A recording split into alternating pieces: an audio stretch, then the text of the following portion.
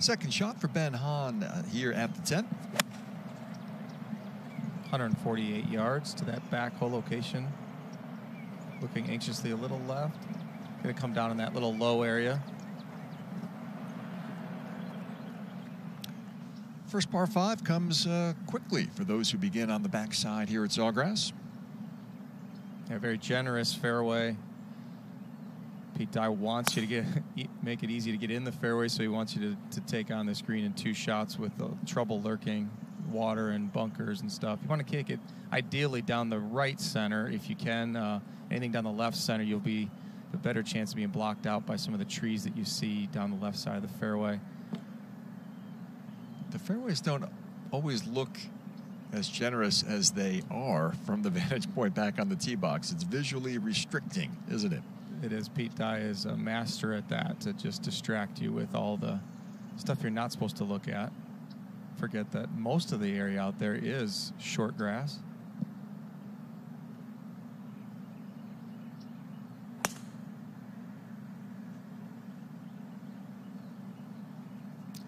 Solid start for Michael Thompson this season. Quietly just kind of humming along. 44th in FedEx Cup points and a couple of top 10s on the West Coast at Pebble Beach and Riviera.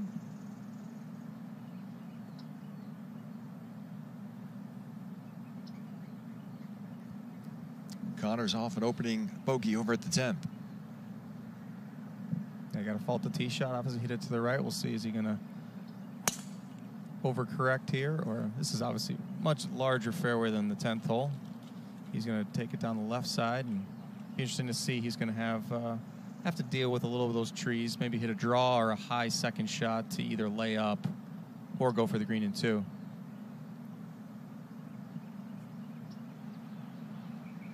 Scoot back over to the 10th. Here comes the approach shot for Scott Brown. 140 yards, probably a 9-iron for Scott this early. Dude, Buck. Stayed right on the top of that ridge, leave himself a nice putt from 14 feet for opening birdie. Hostler thumped one, just 122 coming in here.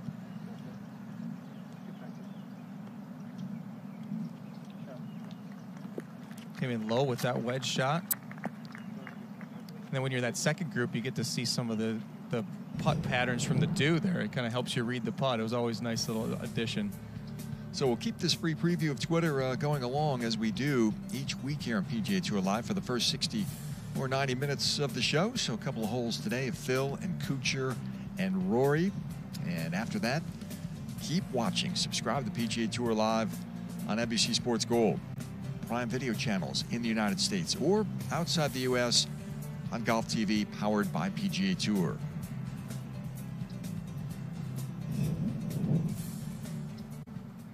Already a winner this season, Dustin Johnson added a 5th World Golf Championship trophy to his collection with a dominant performance at Chapultepec in Mexico City a few weeks ago. The 20th PGA Tour victory for DJ. 20, and what's amazing, he's had at least one tournament win for the first 12 seasons of his PGA Tour career. Amazing consistency, and loves those World Golf Championships.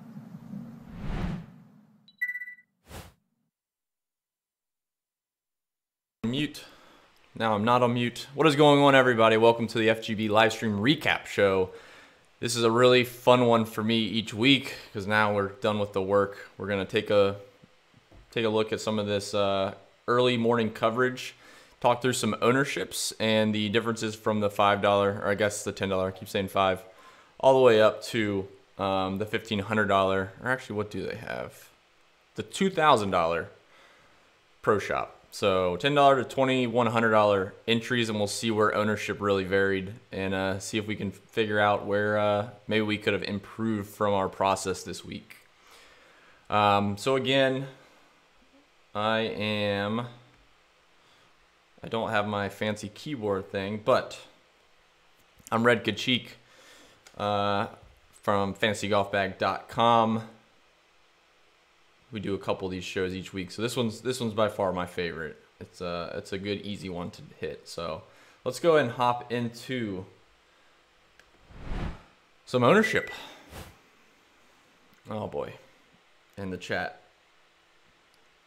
Let me fix that. Let me fix that.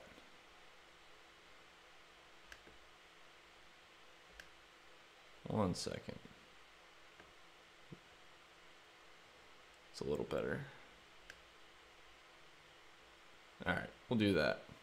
Can't take up the whole box. Sorry, I added that this morning. I thought it'd be cool, but can't have that blocking it. All right, guys, let's get to it. And usually this show runs around 30 to 35, 40-ish minutes. And of course, you can see the golf there in the top left. P-Dub, what's up? I see Nick in there. Yeah, Jason Day, man. All right, let's take a peek through these things here. So starting off at the very, very top, I think early week consensus was a balanced build was the easiest to not ensure of 6 of 6 getting through, but you could really make really strong balanced lineups, and you never had to dip down into the 6K range. So it looks like, just off the top of my head, looking at these top 3 guys here getting ownership in the $10 versus the $2,000, and the $4 or the 444 is actually kind of right in the mix. So nothing crazy there. It is interesting. Rory, his stats look so good coming in, so it looks like the $2,000 entrance really focused on that. 10.8, obviously a good price, but you can see a difference here. DJ and JT, these guys really skipped over to jump down to Rory, and 21% started their lineups with Rory. And then for the other GPPs, I think, again, optimizers, all that stuff, they're going to be trying to fit in guys with higher projections. And those 3 there obviously will have the highest projections in the field. So I think that's why those are spread out for these other smaller ones. But I really like looking at the 444 and the 2000 for handmade lineups to get an idea of where those sharper players, assumingly sharper players playing the higher dollar stuff, are starting their lineups. M is in single digits. Yeah, it probably just didn't have to go down there. And with Ben on right there, I think people... I'm curious to see where that is. We'll have to hop down there in a minute. But Ben on graded out really well statistically and certainly underpriced. We got Poulter there. All right, so hopping down a little bit further, obviously Tiger and Justin Rose, 12%, 10%, so not a ton of ownership there. And even in the 444 and $2,000 entrance, there wasn't a ton of ownership, so nothing really to talk on for those guys. So I'm not sure if anyone was terribly high on Tiger or Rose, but if you're around 12, 15%, you're probably right with the field. If you're underweight a little bit, you weren't too far off. Brooks got a little bit of ownership, not a ton in the lower dollar stuff, but like I consider 15%, with seeing 21% for Rory, seeing 15% for Brooks. So it looks like those are the 2 that most people in those higher dollar stuff went to. Which kind of makes a lot of sense. I mean, if you look at Brooks' record going into the Arnold Palmer, his tee to green game was really solid, and his 63 in the final round last year here obviously shows he can play the golf course well. So I think those 2 there kind of make sense around the other ones that have really never... I mean, Tiger had course history way back in the day, but like the ones up top, DJ and JT, it's been a mixed bag. I would probably lean JT even ahead of Dustin, but it's cool to see where maybe you were looking at Rory and Brooks and thought they were, rated out better, and you're probably right. It's so far that's what it looks like with ownership. Jumping down into the 9K range, we got Ricky, Rahm, Bryson, and Day, and like Nick said, man, Day got nothing. Wow, 6%. And I think, correct me if I'm wrong, Nick, there was like projections at 18, 20% at one point yesterday, I think. But yeah, seeing 6%, that's really what I thought it would be. I think everyone thought it would be on Monday. And then everyone talks about him. And then by the time Wednesday night rolls around, people jump off. That's weird. Yeah, 6% in the $10. It's not very much for Jason Day. We'll see how his back holds up. But yeah, I can't fault you for going overweight there. And I certainly can't fault you if you just faded him completely. Rahm, I thought might have a little more ownership. I guess maybe his price compared to Brooks and the guys in the 10K was a little bit steep. And with Xander down there, obviously you can see he got plenty of ownership. I was definitely overweight on Rahm, so hopefully that pans out. But yeah, it's this middle 9 so far has been pretty light for everybody. Woodland came in closer to 20%. Yeah. So going down a bit further, we'll talk on Sergio, Xander, and I'll group in Fleetwood, Cantlay, and Molinari. So early in the week when we talked on our podcast, and again, we had Fantasy Jesus, Axis, and we had Golf Gurus, which is Skylar, and we were talking through basically the builds you can make were balanced, and you can make really good balanced lineups. And it certainly seems that most, we'll say, we could even group it into optimizers, and we can group it into handmade lineups. You know, Xander, Tommy Fleetwood got a ton of ownership, and honestly, Patrick Cantlay, you can see it's less shaded green, but Cantlay at 27% in the $2,000. Like, Cantlay graded out well. He's been very consistent, just doesn't play as many events as these guys that most people in the public are always on top of. So, yeah, 18 to 22. I really liked starting with Xander and hitting a Fleetwood in and Cantlay, or Fleetwood in Molinari, or Cantlay Molinari. Like, those are really good builds in my opinion, and it really never, unless you're playing some GPP, some really like the $10, you probably didn't want to go 25% Xander. I don't know. It just seems a bit much. But for like the 2000, when you're playing against limited entrants, going overweight on Xander, overweight on Fleetwood is a pretty good starting point when building out the rest of your lineup. Hopping down below that, trying to eyeball questions. All good. Finau, Webb got nothing. That's kind of interesting. I did not play. I don't think I played any Webb, to be honest. I can't remember if he was in my GPP pool, so maybe made a few lineups, but was not big on Webb, and appears nobody was, which is somewhat scary. I don't anticipate him repeating last year's performance, but you can see a big drop off there. If you guys ever talk about pivots in ownership, that would be an obvious one there. Finau, a little bit of ownership, actually. I mean, 11% is lower than he's ever used to getting, but not bad. Hideki got a good chunk there. So we'll just start over in the far right in the 444 and the $2,000, 28%, 31%. So we'll just say 30% across the board in the higher dollar stuff for Hideki. If you guys have looked at his tee to green game, which you probably had this week during your research, he graded out extremely well with all the ball striking stats. So approach is always up there for Hideki. Off the tee has actually been pretty good, and he's been losing a ton of strokes putting. I kind of changed my tune on Hideki Wednesday night after the live stream, but like Monday I was planning on just avoiding Hideki. If he's not putting well and people keep flocking to him for the ball striking, I'll just assume he doesn't make putts again, and the ball striking can't save you that much at an $8,300 price tag with decent names around him. So I actually changed my tune a bit and played a decent chunk of Hideki, 31%. I probably was around 25% for Hideki. But you can see certainly if you went to play Hideki, you're in good company. $444 and $2,000 entry fees are 30%. And even 17% and 20% in the $44 and $10 is up there, honestly, for as many entrants as there were. Let's see. Dropping down a bit further, Patrick Reed definitely didn't expect to get any ownership, and he was also a good pivot in my opinion. If you're trying to get off of a Paul Casey, if you could have some salary to move up. Adam Scott was a really tough call for me. Obviously, really good course history. He's won here. Coming in with pretty good form outside of the Honda.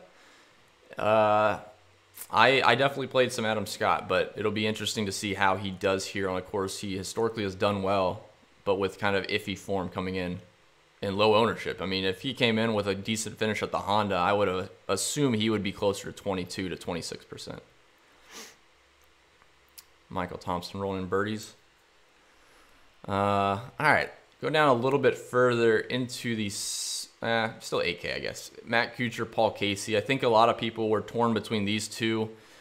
You can see the sharper guys certainly sided with Casey over Kuchar, and the $10 and $44 we're about in the ballpark.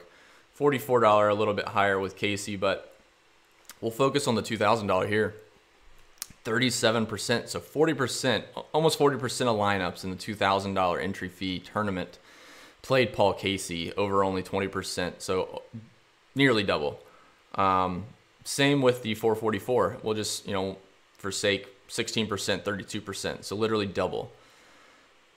That's pretty interesting to me. I think Paul Casey was a great play. I mean, he graded out very well. This is a good golf course for him from a ball striking standpoint. But when some of these ownerships get up that high, it's interesting to see where guys aren't afraid to just lay the chalk. And it certainly appears Paul Casey is a guy that, I highly doubt anyone that played him would say, hey, he's probably going to win. But at 7,900, he's too consistent. I mean, he could finish top 20, top 15, and he's paying off that playing this golf course. So over Matt Kuchar, which he's been having a great year as well. Arguably a better year than Paul Casey. So that's pretty interesting. All righty. Mickelson, no ownership. Kind of not surprising there. He's never played this golf course well. And miscut last week doesn't help his case either. Henrik's creeping up a little bit, 16%, double the ownership from the $10, which was 8%, up to the $2,000 at 16%. I definitely played some Henrik. He was playing good before he came overseas, and I think his poor finish at the Mexico tournament, maybe people got scared off of, but over in Europe, he wasn't putting very well, but his ball striking was there. So at a course where he has also played really well, that was somewhat of an easy, I wouldn't even call it a pivot off Casey. I think it was just an easy play in a certain chunk of your GPP lineups for sure. And of course, if you went 16% in the $10, you doubled the field there, which is a good one. Look at Bo Hossler, 1 under. And he hit driver off 10, which most guys will hit 3 wood. Playing aggressive. All right, let's keep going. This dead spot here, not really surprising to be honest. Siwoo, obviously everyone, Mayo loves Siwoo, or I think he just loves saying his name. And Siwoo's a cool guy, give him that. But there's no course history here. You're looking off form and pricing more or less. So Oosthuizen, Champ, Siwoo, Cameron Smith, no ownership. So really, if you played them, then you have a little bit of leverage. If you didn't play them, you're not really missing out on much on ownership. Been on, hit in the water. What's he doing?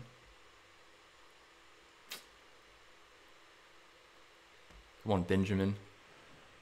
Alrighty, so let's see. Yeah.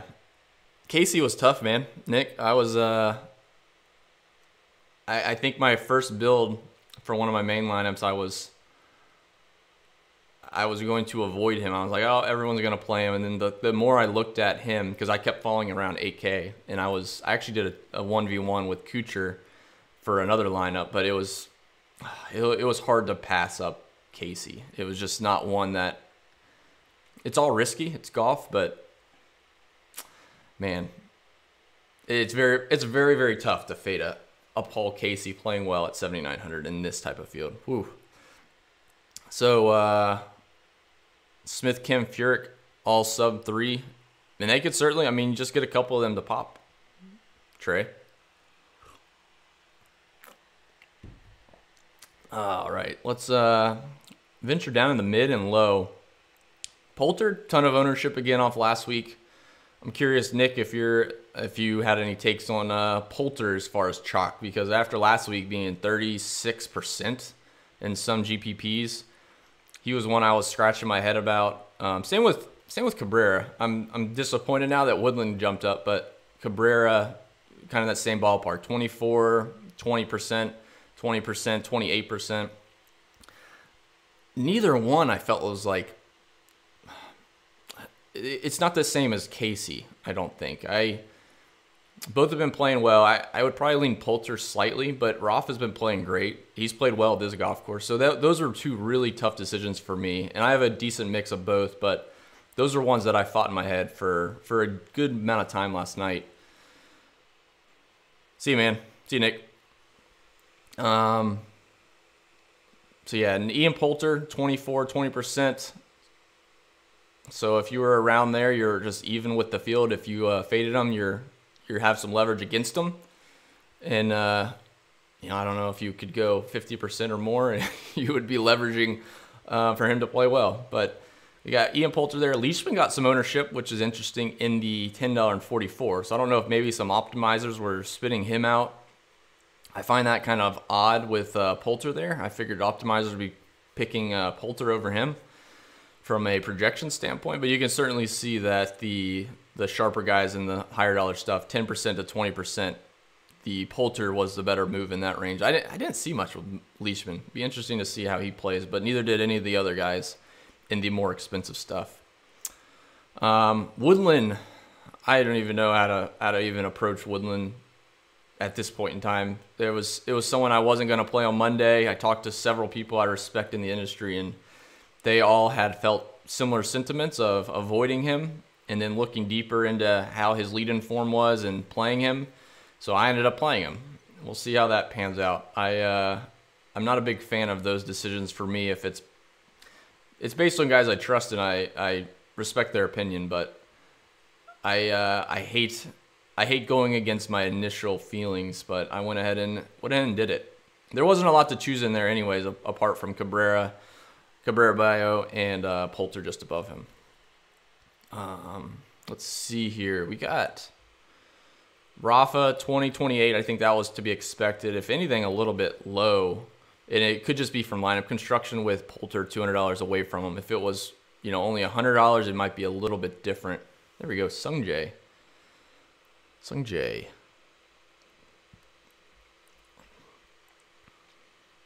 if you can hit a good one. I made it a point to play Sungjae. Let's hope the... Oh yeah, this is his week. Lock it up. Lock it up. I know, way to stand my ground. I mean, you gotta take advice and you gotta take information throughout the week. So we'll say I did well and did poorly in both categories. So going down below that, a lot of leverage opportunities around. So we'll group. I would not group Mark Leishman into these three that I'm about to name, just because the sharper players were not on them. But we'll say Poulter, Woodland, and Cabrera Bio were the three popular ones in this range. Outside of that, if you were to play Horschel, Brandon Grace, Keegan Bradley, Charles Howell even a little bit, those would have been really good leverage spots against those players. So if you made those type of pivots, you're in pretty good shape from a leverage standpoint. Now, if you know Rafa Cabrera Bio goes and finishes second, and Poulter finishes third, and Woodland wins it, you're not in great shape. But they could still finish well enough that you could get in the cash line. So nothing concerning at this point. Obviously, guys are on through 2 or 3 holes, but I find the ownership projections were certainly accurate for Poulter, Woodland, and Cabrera Bio. So you guys had opportunities to make some good pivots if you felt that was a need.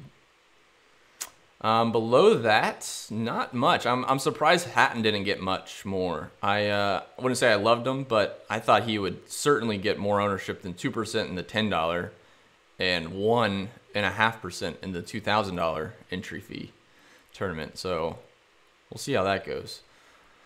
Another dead spot here. Nothing really that stands out. Furyk, there you go. Trey, 2.5%. 1.5%, so certainly some leverage. Lucas Glover got a good chunk, 15% in the $10, 16% in the $2,000. So, and I say that relatively speaking, he got a good chunk. Obviously at 7,100, he's probably a decent value compared to most weeks and how he's been playing. Like last week, I think he was 8,600 or something like that, or 8,400. But again, in this field, a guy, he's been striking the ball pretty well, but he started gaining a bunch of strokes putting the last couple weeks, which he's not known to do.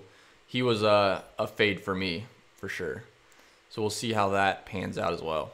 Again, you're not just fading a 14% guy isn't the end of the world. It's a 14%, more expensive guy that potentially, it will say a mid-range 15% guy that potentially could get you.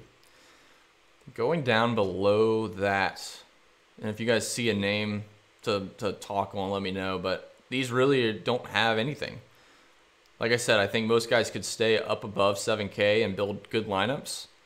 So nothing to speak on. Been on, definitely got some. Where's Sung Jae?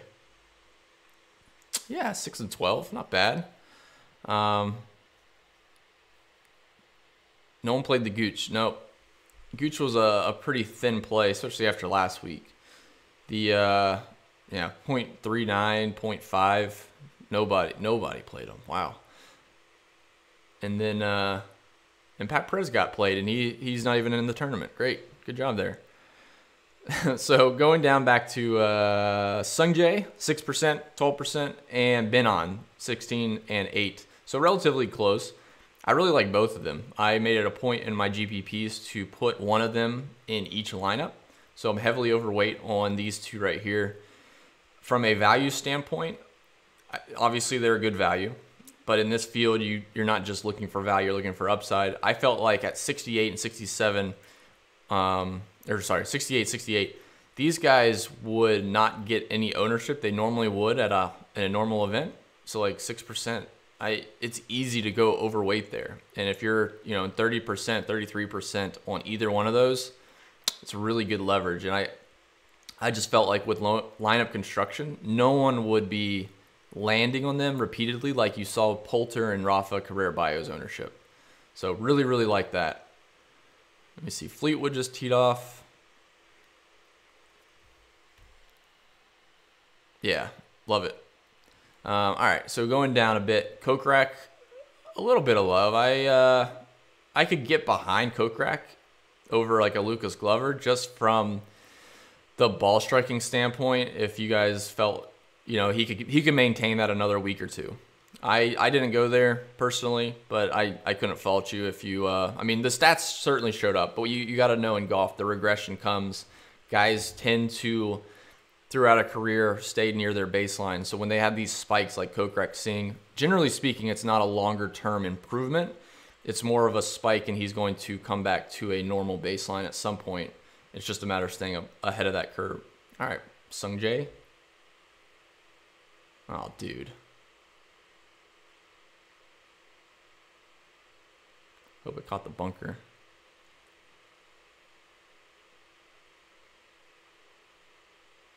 Dang it, Sung Jae.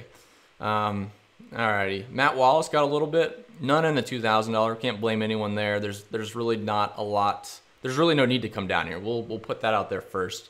Once you got below Benon, really the 7K number, there's really no need to come down here. You weren't trying to find a value player to fit in an extra stud or something like that. You just didn't need it.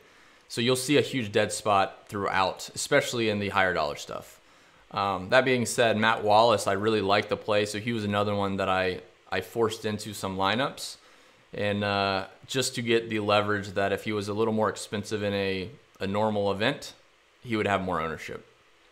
So 5% here, we'll get another like top 15 from him, and that would be huge. So wouldn't say I love the play. There's still very limited data on the PGA Tour, and we have good data on the European Tour. But yeah, it's really cool to see the pricing dictates ownership. Let's hope.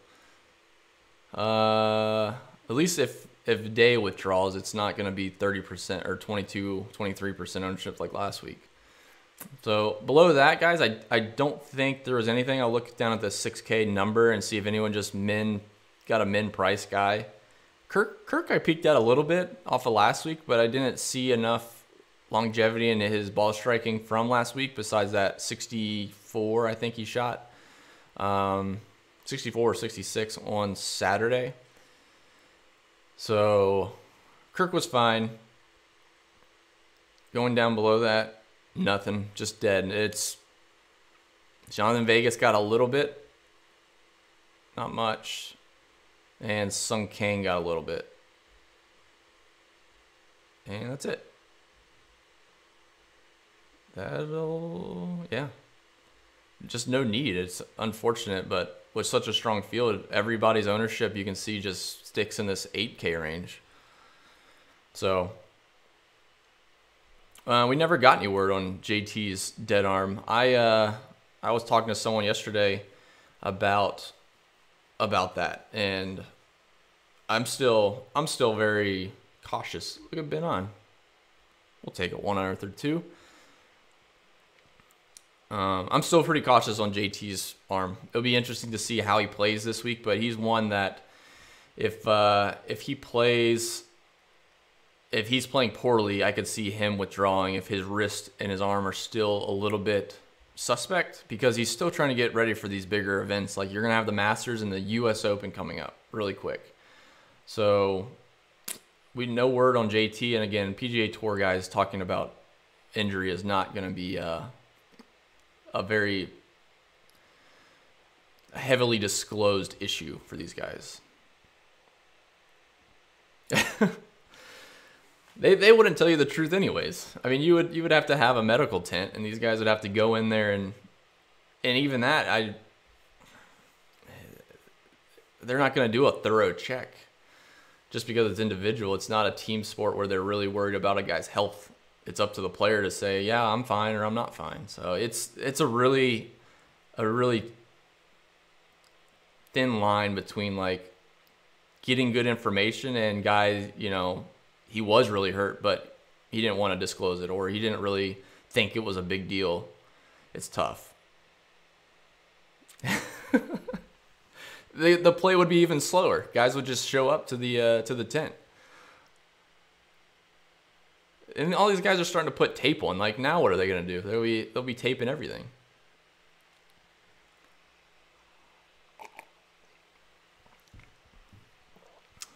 Go through the last couple of questions. Kevin Na, no ownership. Let's see. Yep, 0% in the 2000s, 0.74 up there. Yeah, Gooch, -1 already as well. My highest owned guy, I would have to go look. Probably, just eyeballing it, it's probably Xander, to be honest. But let me try to look.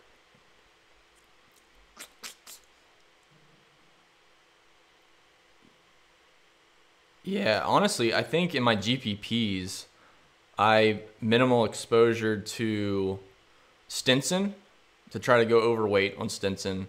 I went minimal exposure on Xander, and I think I went minimal on someone else in the mid-range, and I can't remember now, which is dumb. And honestly, it may have been smaller minimal exposures on Sungjae and Ben On, to be honest. I think I might have done minimal 25 and 25. And then it was 50-50 on Xander and Stinson. They're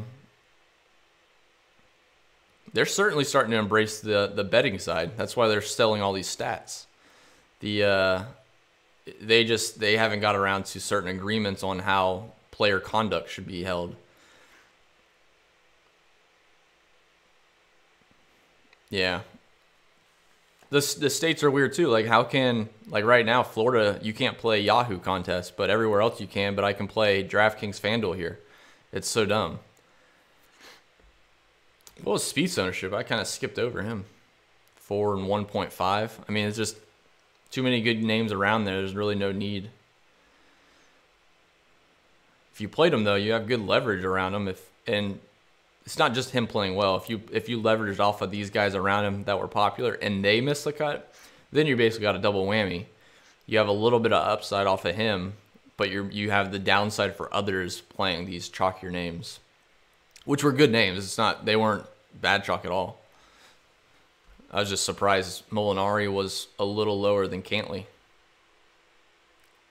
in the 2000. It was higher in the $10.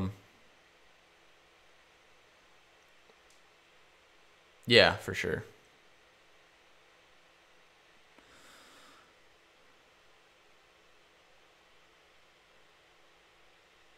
Yeah, it's definitely different than a lottery ticket. I'm just saying from a Yahoo like some states aren't allowing other fantasy sites to come in.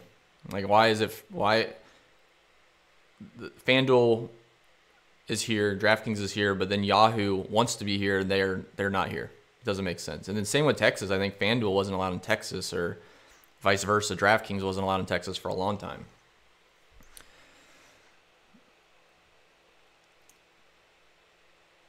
Biggest ownership surprise, one is Day for sure. Day I thought would be back up in the mid-teens the way everyone was talking this week. And it doesn't hurt me or help me one way or another. I was pretty underweight on Jason Day, so if I knew he was going to be 6%, I probably wouldn't have gone overweight anyways. I just was assuming he was going to be 16, 18%, and underweight, literally 0% on DraftKings would have been pretty good leverage if he did withdraw. But yeah, it just seems like no one wanted that risk. Yeah, I mean, from a leverage standpoint, but we didn't know that. It was going to be 18%. 6% is pretty crazy. Same with Bryson. I didn't talk about him, but he's pretty low. So we'll see how those guys do. There's plenty of big numbers out on this golf course. So if you guys landed on a couple of chalkier names and they get through, you're in good shape. If you landed on those names and they miss the cut, you're in bad shape along with a lot of other people. So it'll be interesting to see on Friday. And the wind doesn't look like it'll be up, so we'll see. Yeah, M hit it in the water on 11, I think, which is a par 5. So he could get up and down for par. Not the end of the world. Really wasn't a bad shot. Just drifted a little bit right and missed the bunker. Plenty of holes left. 2x the field on DJ. So 30% or so. It could pay off. The course is definitely playing different than it has in prior years. Oh, geez. 11 feet for his 6th.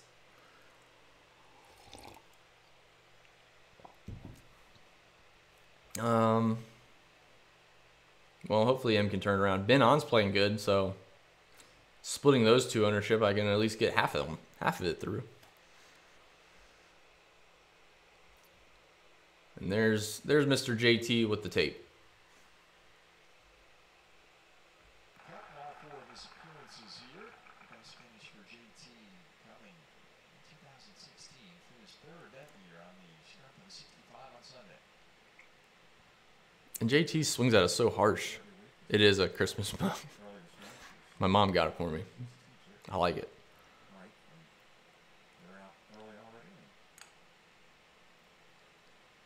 Way right. On the right-hand side, they need a good kick to stay in the fairway. Oh! Get that guy in the ankle. All right, guys. You can find this on Twitter. PGA Tour Live, obviously, once it goes off, I think it goes off around 9:30 maybe. I think they go for 2 hours, something like that. So you can find it on their website. I highly recommend it. I mean, if you guys have time to watch it every day in the morning, just for fun at least, it's they do a pretty good job with this coverage. It's certainly better than the Golf Channel later in the day. So I'll get out of here. You guys, good luck this week. It is pretty good value. You see guys from you don't normally would see, so I like it. But all right, guys, we'll see you around this weekend. We'll probably drop some showdown plays tonight, especially if things get a little nasty with Sungjae already. We'll be having to attack some showdowns for Friday. So stay tuned. We'll see you around this weekend, and then we'll get back to it next week for the podcast and live stream Monday and Wednesday. Good luck, guys.